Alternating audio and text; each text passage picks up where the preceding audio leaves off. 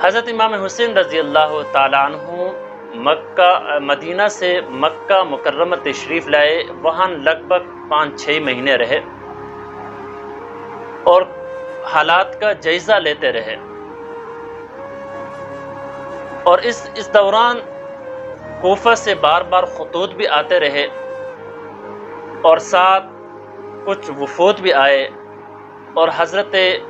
امام حسین رضی اللہ تعالی عنہ کو کوفہ آنے کی بار بار اصرار کرتے رہے۔ تو حضرت امام حسین رضی اللہ تعالی عنہ نے حالات کا جائزہ لینے کے لیے مسلم بن عقیل رضی اللہ تعالی عنہ کو کوفہ روانہ کیا۔ مسلم بن عقیل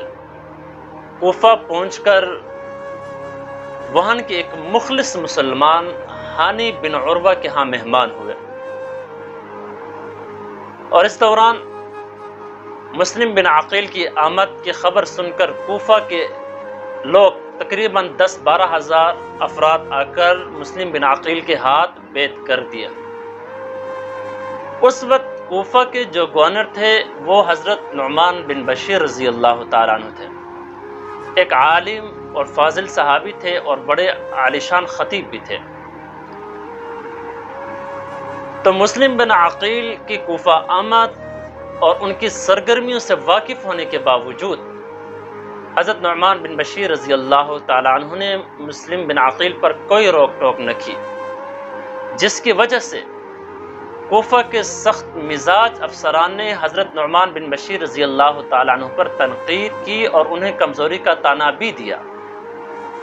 حضرت نعمان بن بشیر رضی اللہ تعالیٰ عنہ نے کیا خوبصورت جملہ ارشاد فرمایا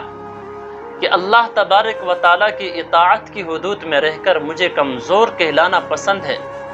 لیکن مجھے یہ گوارا نہیں کہ میں اللہ تبارک و تعالیٰ کی نافرمانی کر کے طاقتور کہلاؤں۔ تو مسلم بن عقیل نے جب حالات کا جائزہ لیا اور کوفہ کے 10-12 ہزار افراد نے بیعت کی، تو مسلم بن عقیل نے حضرت امام حسین رضی اللہ تعالی عنہ کو خط لکھا کہ اتنے افراد نے میرے ہاتھ بیعت کی، آپ تشریف لے آئے۔